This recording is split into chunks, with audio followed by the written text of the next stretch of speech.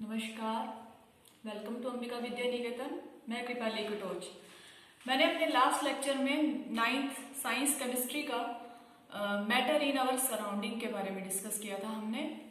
उसमें हमने physical states के बारे में डिस्कस किया था, किस तरह से कोई मैटर अलग अलग स्टेट्स में पाया जाता है। आज हम डिस्कस करेंगे कौन सी स्टेट चेंज करने में किस तरह से टेम्परेचर और प्रेशर की इम्पोर्टेंस है, क्या इम्पोर्टेंस है। हाँ, सबसे पहले देखो हम बात करेंगे स्केल्स ऑफ मेजरिंग टेम्परेचर। अभी तक आपने छोटी क्लासेस में 2 स्केल्स के बारे में पढ़ा है जिसमें हम टेम्परेचर को मेज़र करते हैं, जैसे कि सेल्सियस हो गया, फ़ारेनहाइट हो गया। अब तीसरा स्केल भी ऐड हो रहा है, केल्विन स्केल। उसको हम एब्सोल्यूट स्केल भी बोलते हैं।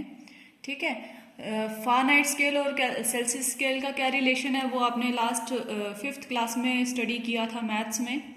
जैसे 1 Fahrenheit is equal to 9/5 into degree Celsius जो होता है स्केल प्लस 32, इस तरह से निकालते हैं उसकी वैल्यू। और किस तरह से 0 डिग्री सेल्सियस 273 केल्विन के इक्वल होता है। जब हमने सेल्सियस को केल्विन में चेंज करना है तो हम उसे 273 ऐड कर देते हैं उसमें, और अगर कोई केल्विन में दिया हुआ है स्केल उसको सेल्सियस में चेंज करना है तो 273 माइनस कर देते हैं। ठीक है, अब देखेंगे हम can matter change it's state. हाँ, इसमें पूछा गया है क्या मैटर अपनी स्टेट चेंज करता है। हम देखते हैं, हमने अपने डेली रूटीन में देखते हैं कि जैसे किस तरह से बर्फ़ जो है वो पानी का ही एक सॉलिड स्टेट है। ठीक है, उसको जब हम चेंज करेंगे वो लिक्विड में, जब उसको गर्म करेंगे तो वो लिक्विड में चेंज होता है। ठीक है, वो लिक्विड स्टेट आ गई। फिर उसके और ज़्यादा गर्म करेंगे तो स्टीम बन जाएगी, वो क्या गैसीय स्टेट है। ठीक है, तो हम देखते हैं कि कोई भी किसी भी मैटर की कोई भी स्टेट चेंज हो सकती है। ठीक है, तो what is the effect of change of temperature and pressure on that states of matter. ये इनमें जो है स्टेट्स को, मैटर की स्टेट्स को चेंज करने के लिए टेम्परेचर और प्रेशर का बहुत रोल है। अब जैसे सॉलिड को जो हम लिक्विड में चेंज करते हैं तो उस प्रोसेस को हम बोलते हैं मेल्टिंग, और सॉलिड को जब हीट किया जाता है तो वो लिक्विड में चेंज हो जाता है। लिक्विड को जब और ज़्यादा हीट किया जाता है तो वो गैसियस में चेंज हो जाता है। फिर इसी तरह से गैसियस से जब लिक्विड चेंज होता है उसको कंडेंसेशन बोलते हैं। फिर लिक्विड की कूलिंग होती है, वो सॉलिड में चेंज होता है, उसको हम फ्रीजिंग या सॉलिडिफिकेशन बोलते हैं। आप देख रहे होंगे कि किस तरह से जो सॉलिड स्टेट लिक्विड में जब चेंज हो रही है तो हम क्या कर रहे हैं, हीट कर रहे हैं। लिक्विड को हीट कर रहे हैं तो गैसेस में चेंज हो रहा है। जब गैसेस को कूल कर रहे हैं तो वो लिक्विड में चेंज हो रहा है, और जब लिक्विड को कूल कर रहे हैं तो वो सॉलिड स्टेट में चेंज हो रहा है। जो direct conversion of solid to gas और gases to solid without undergoing this middle state, liquid state में नहीं आते हैं, उसको हम बोलते हैं सब्लिमेशन। ठीक है, अभी किस तरह से चेंज होते हैं इसके बारे में भी डिस्कस किया जाएगा। अब देखो लेटेंट हीट ऑफ फ्यूज़न। अब देखिए, अभी मैंने लास्ट लेक्चर में डिस्कस किया था हमने कि जो पार्टिकल्स ऑफ मैटर जो है उनमें काइनेटिक एनर्जी होती है, वो मोशन में होते हैं। ठीक है, जैसे ही हम टेम्परेचर बढ़ाते हैं तो काइनेटिक एनर्जी जो बढ़ जाती है। अब आपके जो सॉलिड के जो पार्टिकल है स्ट्रॉन्ग फोर्स ऑफ अट्रैक्शन से जुड़े हुए हैं। ठीक है, लिक्विड के कंपैरेटिवली जैसे ही टेम्परेचर को रेज किया जाता है तो उसके जो पार्टिकल्स मूव करने शुरू हो जाते हैं, मूवमेंट बढ़ जाती है उनकी। जब मूवमेंट होगी तो क्या होगा कि उसके जो बॉन्ड्स जो वो टूटने शुरू हो जाएंगे। वो टूटेंगे तो वो लिक्विड स्टेट में चेंज हो जाते हैं। ठीक है, काइनेटिक, इसको हम जो वो heat energy which is actually used up in overcoming the force of attraction between the particles of solid during the change of state from solid to liquid, उस हीट को हम बोलते हैं लेटेंट हीट ऑफ फ्यूज़न। आप देखेंगे घरों में भी एक्सपेरिमेंट कर सकते हैं आप इस चीज़ का। आप फ्रिज से बर्फ़ निकालते हैं, बर्फ़ का टेम्परेचर देखेंगे कितना है, उसके बाद आप उसको गर्म करने के लिए रख देंगे, उसमें गैस पे रख देंगे जैसे किसी बर्तन में डाल के। तो आपने उस स्टेट पे उसका टेम्परेचर मेज़र करना है जब वो मेल्ट कर जाती है, मतलब उससे ऊपर नहीं। जब वो मेल्ट करती है तो आप देखेंगे कि उसका टेम्परेचर तब भी उतना ही है। There is no increase in temperature. तो वो जो हीट एनर्जी है, जो हीट एनर्जी है जो सॉलिड को लिक्विड में चेंज करने के लिए ही यूज़ होगी, उसको ओवरकम करती है। उस जो जितनी भी, अब उसको गर्म करने के लिए क्या करना होगा, और ज़्यादा उसको हीट करना पड़ेगा, तब जाके उसका टेम्परेचर रेज करेगा, तभी वो गर्म होगा, नहीं तो उसका टेम्परेचर वहाँ पे उतना ही रहेगा। तो उस जो हीट एनर्जी जो उसको सॉलिड से लिक्विड में चेंज करने के लिए यूज़ कर दी गई है, उस हीट को हम बोलते हैं फ्यूज़न, हीटोलेटेंट हीट ऑफ फ्यूज़न। ठीक है, अब आ गया आपका melting point. What is melting point? Melting point होता है द टेम्परेचर, जिस टेम्परेचर पे कोई सॉलिड लिक्विड में चेंज हो जाता है, मेल्ट कर जाता है, उसे हम बोलते हैं मेल्टिंग पॉइंट। ठीक है। अच्छा, फ्रीजिंग पॉइंट। फ्रीजिंग पॉइंट भी इसी तरह से, the temperature at which liquid फ्रीजेज and become a solid. कोई लिक्विड जो है वो जिस टेम्परेचर पे फ्रीज होके सॉलिड बन जाता है, उसको हम फ्रीजिंग पॉइंट बोलते हैं। इसी तरह से आपका बॉइलिंग पॉइंट होता है। बॉइलिंग पॉइंट में कोई भी मैटर जो है जब बॉईल करना स्टार्ट करता है, जिस टेम्परेचर पे बॉईल करना स्टार्ट करता है, उसको हम बोलते हैं उसका बॉइलिंग पॉइंट। हर एक मैटर का अलग अलग डिफरेंट बॉइलिंग पॉइंट होता है। अब आ गया आपके पास लेटेंट हीट ऑफ वेपराइजेशन। ये भी बिल्कुल लेटेंट हीट ऑफ फ्यूजन की तरह ही है। ये भी कौन सी हीट होती है? जो हीट एनर्जी उसकी पार्टिकल्स की फोर्स ऑफ अट्रैक्शन को ओवरकम करने के लिए यूज की जाती है। मतलब कि जब लिक्विड से गैस चेंज हो रही है, उतने में जो हीट एनर्जी यूज हुई है, that is called the latent heat of vaporization. इस केस में भी टेम्परेचर राइज नहीं किया होता है।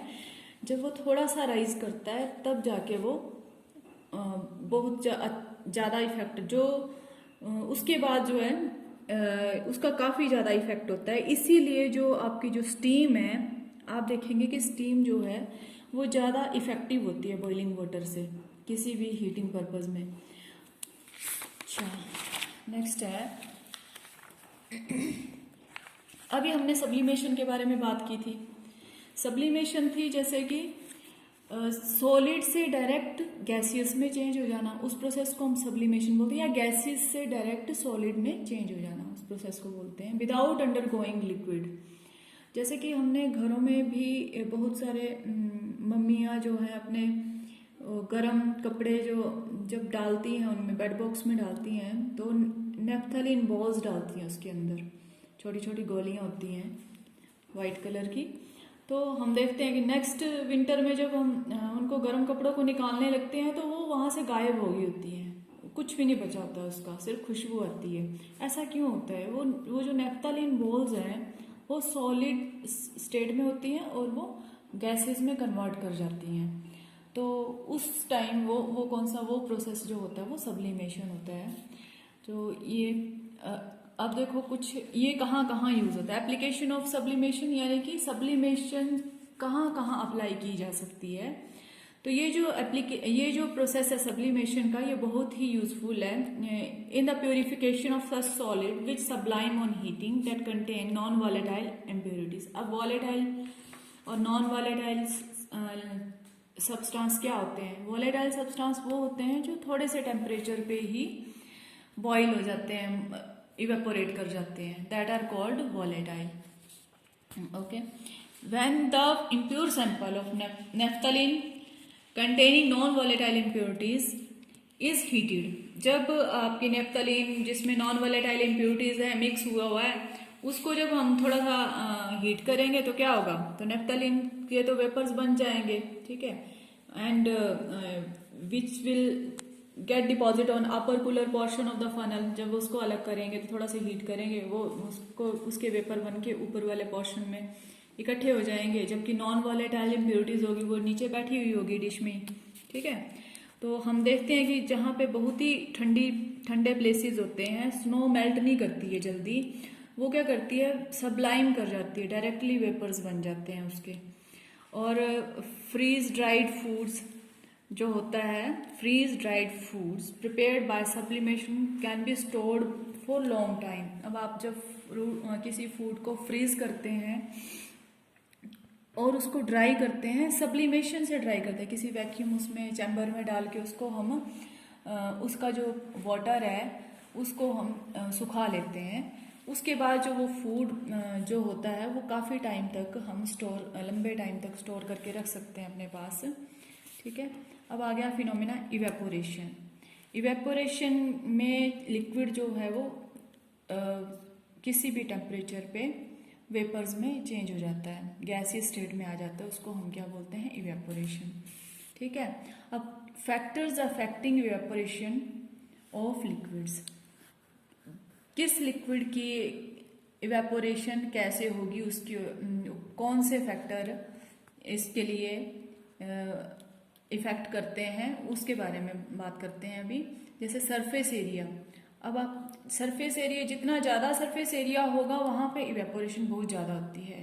हम देखेंगे कि जैसे हम अगर कोई गर्म चीज़ हमने छोटे से बर्तन में ली है, जैसे मान लो चाय है, चाय के कप में कप में डाली है, उसको उससे पी रहे हैं तो वो काफ़ी गर्म लगेगी। अगर हमने उसको ठंडा करना है तो हम किसी छोटी सी प्लेट में ले लेते हैं उसको, जिसका एरिया ज़्यादा है, सरफेस एरिया ज़्यादा है। उससे क्या होगा, वो सरफेस एरिया बढ़ने पे इवेपोरेशन होगी, इवेपोरेशन होने से वो थोड़ी कूल हो जाएगी, थोड़ा सा गर्मी में उसके फर्क पड़ जाएगा, तो वो पीने में अच्छी रहेगी। तो जैसे जैसे जितना सरफेस एरिया बढ़ता है इवेपोरेशन भी बढ़ती है।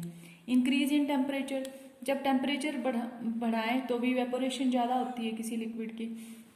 आपने देखा होगा कि जो हमारे कपड़े हैं गर्मियों में सूखते हैं जल्दी हैं, जबकि ठंड में लेट सूखते हैं, क्योंकि गर्मियों में टेम्परेचर ज़्यादा होता है, इसलिए इवेपोरेशन भी जल्दी होती है। जल्दी इवेपोरेशन होगी, कपड़ों का जो पानी है इवेपोरेट हो जाएगा और जल्दी सूखेंगे। डिक्रीज इन ह्यूमिडिटी, ह्यूमिडिटी क्या होती है, humidity is the presence of moisture water droplets in the environment, it is called humidity. अब ह्यूमिडिटी कब ज़्यादा होती है, ह्यूमिडिटी हम देखते हैं बरसात के सीज़न में, रेनी सीज़न में बहुत ज़्यादा ह्यूमिडिटी होती है, और रेनी सीज़न में जो हमारे कपड़े हैं वो अच्छे से सूखते नहीं हैं, वो चिपचिपे जैसे रह जाते हैं कई बार, अगर अच्छी धूप ना लगी हो तो ह्यूमिडिटी ज़्यादा होने के कारण जो है इवेपोरेशन भी कम होती है। अगर जब ह्यूमिडिटी कम होगी तो इवेपोरेशन ज़्यादा होगी। Increase in the speed of the wind, speed, wind की स्पीड पे भी डिपेंड करता है ये किस तरह से, जब स्पीड बढ़ेगी हवा की तो कपड़े भी जल्दी से सूखते हैं। Nature of the liquid, liquid किस तरह का यूज हुआ है। अब आप देखते हैं कई बार हमने, जैसे मान लो फर्श पे हमने थोड़ा सा पानी गिरा दिया है, थोड़ा सा गिरा, थोड़े टाइम में देखेंगे वो खुद ही इवेपोरेट हो जाएगा, खुद ही सूख जाएगा विदाउट एनी एफर्ट, हम कुछ नहीं करेंगे वो।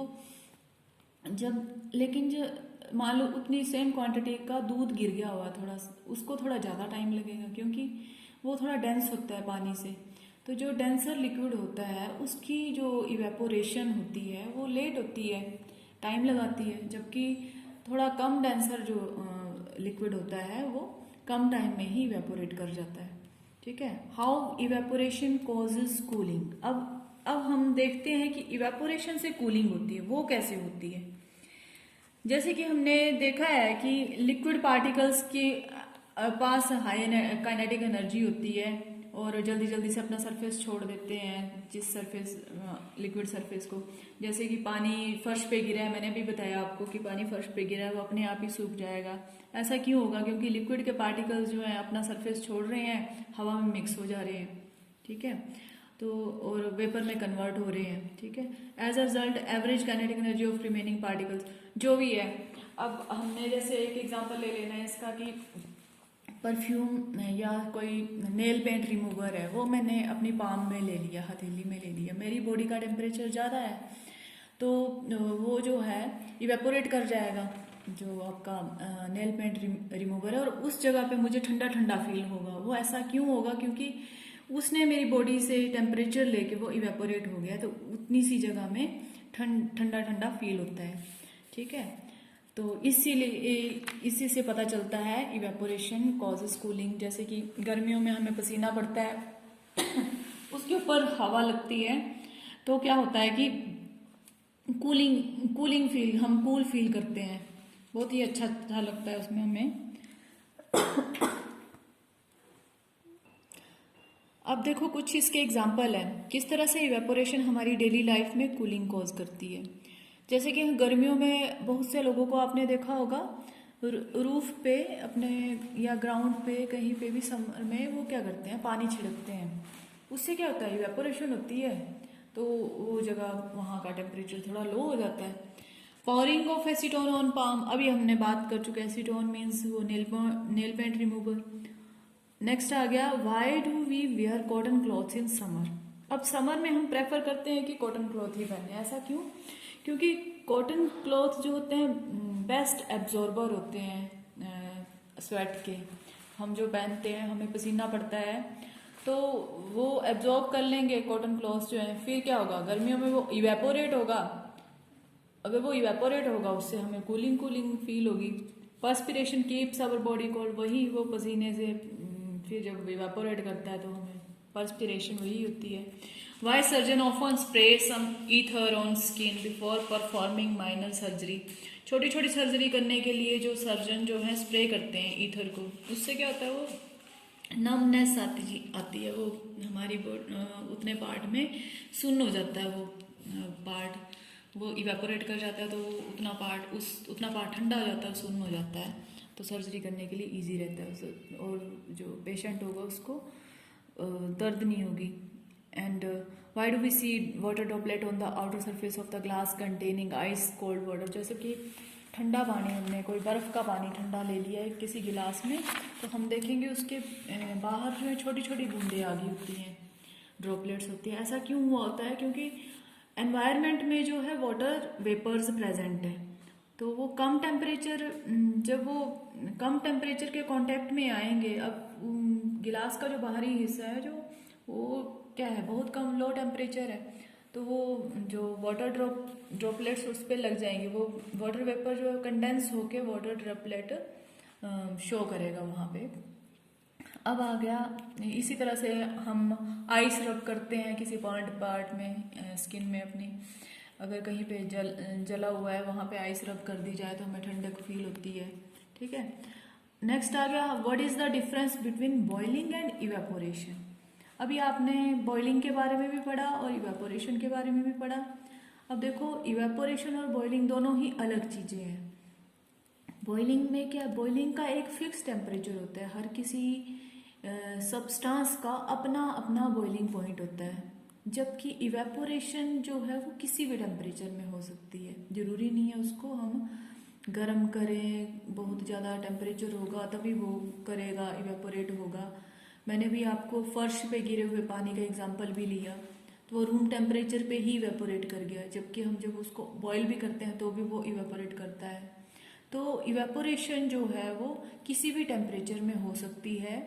बॉइलिंग के लिए एक पर्टिकुलर फिक्स टेम्परेचर होता है हर एक मैटर के लिए।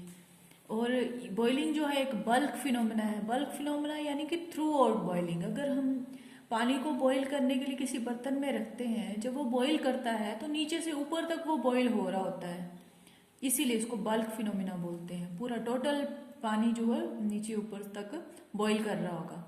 जबकि इवेपोरेशन एक सरफेस फिनोमेना है, जो भी इवेपोरेशन होगी वो ऊपर वाली पार्ट की होगी, वो ऊपर से ही इवेपोरेट करेगी कोई भी चीज़। बॉइलिंग में कोई कूलिंग नहीं होती है, बॉइलिंग में सिर्फ हॉटनेस की ही फीलिंग आती है, जबकि इवेपोरेशन में कूलिंग इफेक्ट होता है, जो अभी आपने पर्सपिरेशन के बारे में भी पढ़ा। अभी आपने ये सब, अब ये चैप्टर आपका खत्म हो गया, matter in our surrounding. You have to do some assignment questions. 6 question दे रही हूँ मैं ना, ये आपने सॉल्व करके मुझे दिखा देने हैं। कमेंट बॉक्स में कुछ कहीं भी किसी क्वेश्चन में प्रॉब्लम आ रही हो तो आपने कमेंट बॉक्स में डाल देना है, ठीक है। और अगर आपको ये वीडियो पसंद आती है तो लाइक करना है और ज़्यादा से ज़्यादा शेयर कीजिए, और मेरे चैनल को आप सब्सक्राइब करिए, ठीक है। ये कुछ एक क्वेश्चन है, मैं आपको दे देती हूँ करने को। Liquid generally have lower density as compared to solids, but you must have observed that ice floats on water. Find out and why. अब बोलते हैं लिक्विड की जनरली जो है कम डेंसिटी होती है सॉलिड्स से, फिर भी बोलते हैं आइस फ्लोट करती है पानी पे। ऐसा क्यों होता है? क्योंकि जब आइस जो बनती है, ये आइस का जो स्ट्रक्चर होता है केज लाइक स्ट्रक्चर होता है, उसमें बीच में थोड़ा गैप होता है, तो उसके हिसाब से वो जो है कम मास में ज़्यादा जगह ऑक्यूपाई करते हैं, तो उससे वो हल्के हो जाते हैं, देयरफॉर वो उतने ही लिक्विड में जो है वो फ्लोट करेंगे। ठीक है। और जो आपने ये इनको कन्वर्ट कर लेना है टेम्परेचर टू द सेल्सियस जो में जो दिए हैं उनको केल्विन में चेंज करो, और केल्विन में जो दिए हैं उनको सेल्सियस में चेंज करो। जो केल्विन आपको भी बताया था 273 माइनस करना है तो सेल्सियस बन जाएगा, और सेल्सियस में 273 प्लस करना है तो केल्विन बन जाएगा। ठीक है। आपने बताना है what is the physical state of water at the following temperature. देखो वाटर का हमें पता है फ्रीजिंग पॉइंट होता है 0 degree Celsius and boiling point होता है 100 डिग्री सेल्सियस, लेकिन उन टेम्परेचर के पॉइंट पे वो फ्रीज या बॉईल होना स्टार्ट होते हैं। ठीक है। जैसे कि 250 डिग्री सेल्सियस है तो ये 100 से बड़ा है, तो इस स्टेट में, इस टेम्परेचर में ये गैसियस स्टेट में होता है। 100 डिग्री सेल्सियस में तो अभी बॉईल करना स्टार्ट किया है उसने, तो पार्शली वो लिक्विड और पार्शली वो गैसियस स्टेट में है। ठीक है। 25 डिग्री सेल्सियस ये तो लिक्विड स्टेट में है, ये तो रूम टेम्परेचर है। 0 डिग्री पे वो फ्रीज करना स्टार्ट करता है, यानी partially liquid and partially solid. 150 degree this ये बॉइलिंग पॉइंट से ऊपर है, ये गैसियस स्टेट में होगा। For any substance why does the temperature remain constant during the change of state. इसके बारे में हम डिस्कस कर चुके हैं किस तरह से। अब आपने ही आंसर करने हैं ये मुझे। Suggest a method to liquefy atmospheric gases. Atmospheric gases को हम किस तरह से लिक्विफाई कर सकते हैं। प्रेशर को जब हम बढ़ाएंगे, ठीक है, किसी लिक्विड को हमने चेंज करना, हमने सॉलिड में प्रेशर बढ़ा के और टेम्परेचर कम करके, तो लिक्विड सॉलिड में चेंज हो सकता है। इसी तरह से आपने ड्राई आइस के बारे में सुना होगा। ड्राई आइस कैसे कन्वर्ट होती है। ड्राई आइस होती है CO2, सॉलिड CO2। CO2 को जब हम हाई प्रेशर और लो टेम्परेचर पे रखते हैं तो वो एक सॉलिड में चेंज हो जाती है, उसे हम ड्राई आइस बोलते हैं। Why does the desert cooler cool better on a hot dry day. ये बोल रहे हैं किस तरह से डेजर्ट जो रेगिस्तान होता है वो ठंडा क्यों होता है जबकि उस दिन बहुत गर्मी हुई होती है और बिल्कुल सूखा होता है, ऐसा क्यों होता है। अभी हमने बात की थी कि इवेपोरेशन जो है ज़्यादा टेम्परेचर में ज़्यादा होती है और कम ह्यूमिडिटी में भी ज़्यादा होती है, इसलिए यहाँ पे टेम्परेचर भी ज़्यादा है और ह्यूमिडिटी भी कम है, तो इस केस में इवेपोरेशन बहुत ज़्यादा हुई होती है, इसलिए कूलिंग इफेक्ट भी ज़्यादा होता है। How does water kept in earthen pot. Earthen pot यानी मटका, जो मिट्टी के जो मटके होते हैं, बिकम कूल ड्यूरिंग समर्स। जो अर्दन पॉट